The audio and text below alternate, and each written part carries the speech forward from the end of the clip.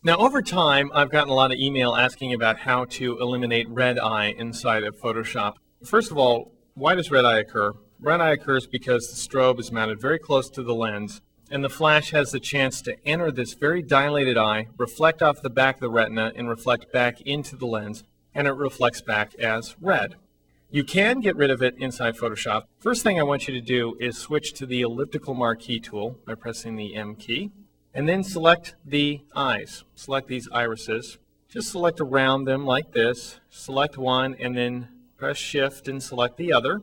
And you should get these kinds of marquees that we're seeing here. Just rough selections. They don't have to be exactly right on. Keep the selection outlines inside the iris slightly. I'm going to go ahead and feather these selections slightly. Just to about 0.5. Just a little bit of feathering. Now, I'm going to press Command or Control H just to hide the selection outlines for a moment while I show you where red eye occurs. Not surprisingly, if I press Command or Control 1, we'll see that red eye occurs in the red channel. The green and blue channels are almost completely free of red eye. 90% of it, yeah, probably 90% of it is here inside the red channel. So we need to fix the red channel. And a great way to do it is to borrow from the green and blue channels. And a great command for that purpose is Channel Mixer. Go under the Image menu, choose Adjust, and choose the Channel Mixer command. And you can see what Photoshop does is it allows you to specify which channel you want to change, which it calls the output channel. So we could change the red channel, the green channel, or the blue channel. I want to change the red channel. And how much of these three channels to put inside of it. How much red channel to put inside the red channel? Well, right now it's just solid red channel and no green or blue channel. Let's knock that down, get rid of all the red channel, and notice immediately the red part of our red eye goes away and it's replaced with green eye, kind of sort of green-blue eye.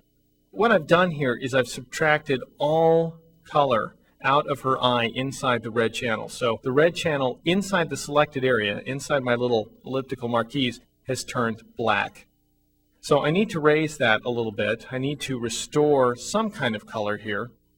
And so I'll raise the green value to 50% and the blue value to 50%. So we're drawing half from the green channel and half from the blue channel, and we're done.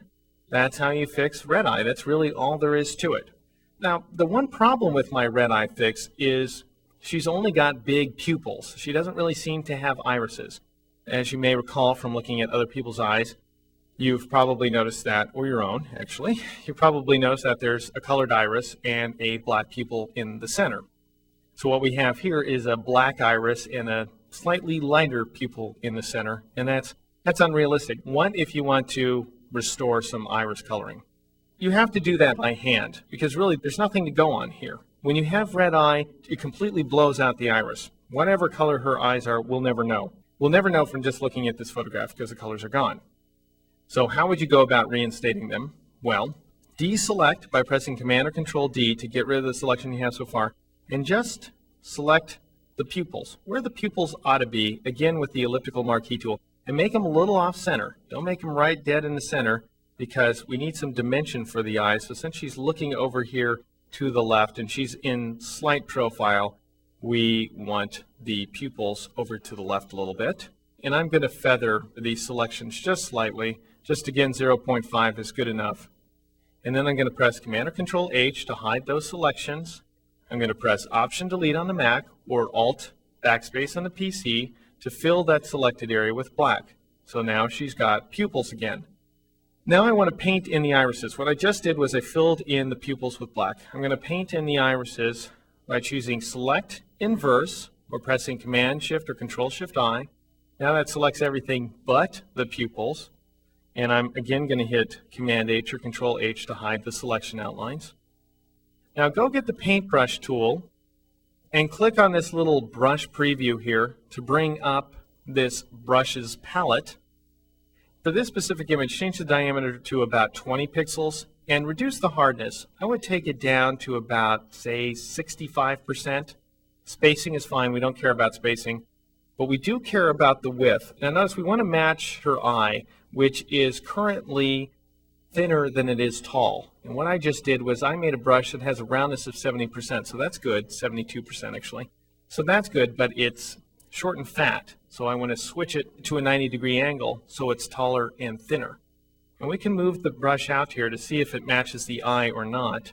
And it doesn't quite match the eye, so I'm going to just click here in the roundness option. I'll move my brush out again, and I'm going to press the up arrow to raise it. And notice that the brush keeps up with my changes here. So about 81% looks good. And now I'm going to change the color, the foreground color, just slightly to like 30% green and like 40% blue. Because let's say she has blue eyes. Now that's not a very light color. It's a very, very dark color. But we just want a hint of this. And I'm going to set the blend mode to screen. And I'm going to come into this eye right here and just click. Boink, we're done. That's it. I got her an iris. That's all we want to do. We don't want to sit there and fuss around with it because I'm going to make a mess of her eye if I'm not careful. Now this brush is too big for this back eye, so I'm going to click here again, and I'm going to reduce the diameter a little bit. Let's check the roundness, see if that works. No, the roundness should be about the same. That's fine. And what do? We click. All right, so there it is. There, she's done.